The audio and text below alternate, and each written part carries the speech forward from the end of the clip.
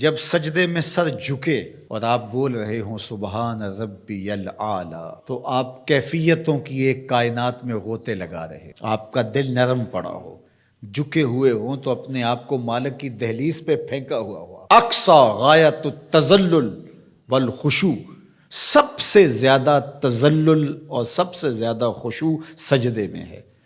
اور حضرت شیخ احمد مجدد الفسانی علیہ رحمہ فرماتے ہیں بندے کو سب سے زیادہ قربت سجدے میں نصیب ہوتی ہے۔ حضرت شیخ عبد القادر جیلانی علیہ رحمہ والرضوان آپ فرماتے ہیں کہ تصوف میں سب سے بڑھ کر مقام جو بندے کو نصیب ہوتا ہے وہ مقام عبدیت ہے، اور اس کی انتہا سجدہ ہے۔ تو بندگی کے اندر جو نور رکھا گیا ہے، تضرع کے اندر، عجز کے اندر، انکساری کے اندر، نہاد شاخ پر میوہ سر بر زمین، جس شاخ پر پھل لگتا ہے وہ اپنا سر جھکا لیتی ہے، اکڑی ہوئی شاخ پھلدار نہیں ہوتی۔ ایمان کا ثمرہ یہ ہے کہ جب بندہ اللہ کے حضور جاتا ہے تو اس کی طبیعت میں تضرع پیدا ہوتا ہے، رقت پیدا ہو جاتی ہے، نرمی پیدا ہو جاتی ہے، اس لیے اس کو رب کے ہونے کا یقین ہوتا ہے۔ یار دل والا کوئی بندہ ہو تو مرشد کے سامنے جا کے دل پہ قابو نہیں رہتا،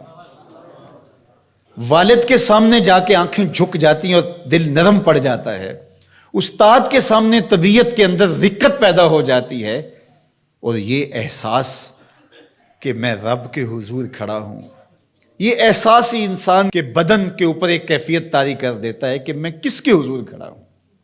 اللہ اکبر! اور حضور کے روضے پہ کھڑا ہو،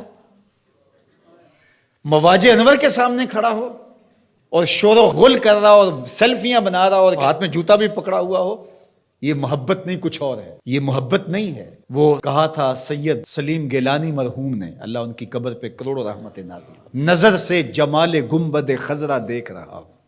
اگر آپ کو شعر کا ذوق ہو، چونکہ یہ نعت خوان جو ہیں اب تو نعت خون بن گئے ہیں، جس طرح یہ نعت کا خون کر رہے ہیں، اور پھر شعراء نے جو معیار نیچے کر دیا ہے نعت کا، استغفر اللہ، جس طرح کے بازاری لفظ نعت میں مندرج کیے جا رہے ہیں۔ نعت کہنا کوئی عام سا کام ہے؟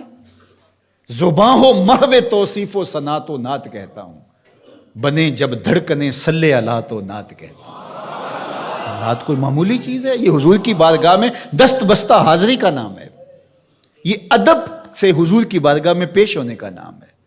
لے سانس بھی آہستہ کے دربار نبی، یہ حضور کی بارگاہ ہے۔ اللہ اکبر! تو اب سنیے ذرا، نظر سے جمال گنبد خضرا دیکھ رہا ہوں، نظر سے جمال گنبد خضرا دیکھ رہا ہوں، میں کون ہوں کیا دیکھ رہا ہوں۔